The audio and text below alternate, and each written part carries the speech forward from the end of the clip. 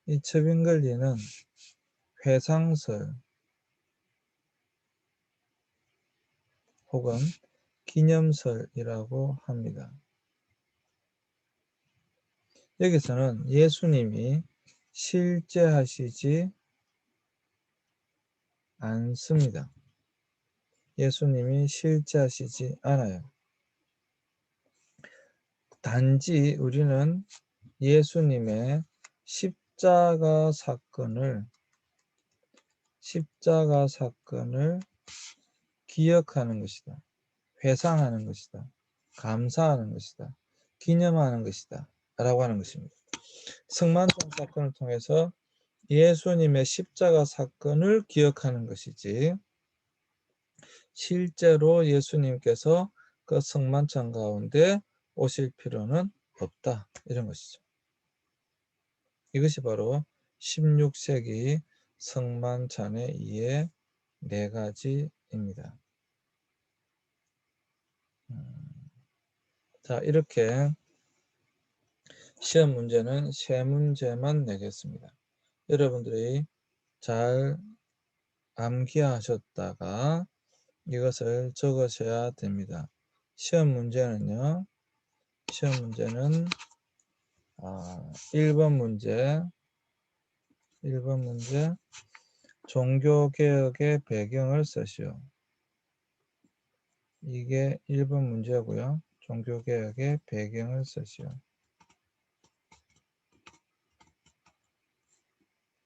6가지가 있었죠. 6가지 6가지 쓰시면 되고요. 2번째 종교개혁의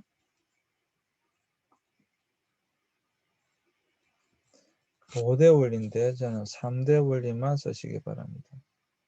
3대 원리를 쓰시오. 오직 믿음, 오직 은혜, 오직 말씀, 요 3가지만 쓰면 안 됩니다. 그만 쓰면 안 됩니다. 그걸 풀이해야 된다고 말씀입니다. 그것이 어떤 의미인지 풀이를 해야 됩니다. 3번째, 방금 이 문제, 16세기 성만찬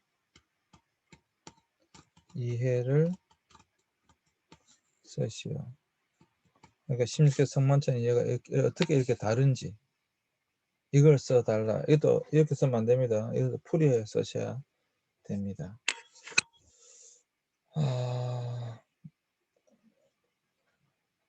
이렇게 한 학기 수업이 끝마쳐졌습니다.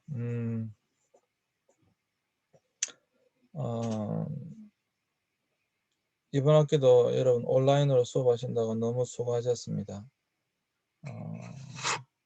얼마만큼 여러분들이 이해가 되어졌는지 잘 모르겠습니다. 바라기는 조금이라도 여러분들이 기독교를 이해하시는데 도움이 되어졌으면 좋겠습니다.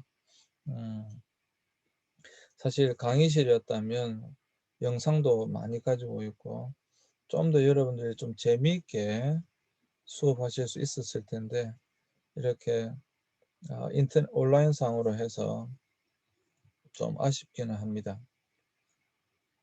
여러분 성적은 걱정 안 하셔도 됩니다. 제가 성적 굉장히 잘 줍니다.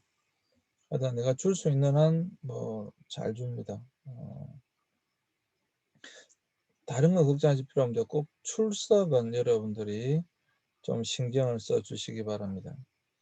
출석만 신경 쓴다고 한다면 하긴 지금도 지나가 버렸으니까 어쩔 수 없지만 출석만 여러분들이 신경 쓰신다고 한다면 성적은 성적 정말 잘 주는 사람입니다. 그래서 여러분 그건 걱정 안 하셔도 될 것 같아요. 여러분들 편안하게 하시고요. 특별히 여러분들 이건 교양이잖아요. 그러니까 전공 공부 열심히 하시고요. 물론 뭐 좋은 학점을 받으시려면 잘 외워서 쓰셔야 되겠고요.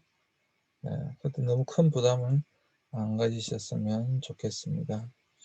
한 학기 동안 이 수업을 듣느라 여러분 너무 많이 수고하셨고요. 여러분 모두 다 건강하시길 바랍니다. 방학 잘 보내시고요. 건강하시길 바랍니다. 한 학기 동안 여러분 너무 수고하셨습니다. 정말 고생 많으셨어요. 이제 기말고사 때까지 방금 요 세 문제, 이 세 문제만 시험 칠 테니까 잘 머릿속에 정리하셨다가 최대한 좀 길게 좀 답안지에 적어주세요. 너무 짧게 말고 최대한 쓸 수 있는 내용을 많이 적어서 해주시면 감사하겠습니다. 그러면 여러분 하나교 때 너무 수고하셨고요. 감사합니다. 네, 여러분, 네, 이것으로 이번 학기 모든 수업을 마치도록 하겠습니다. 네, 감사합니다.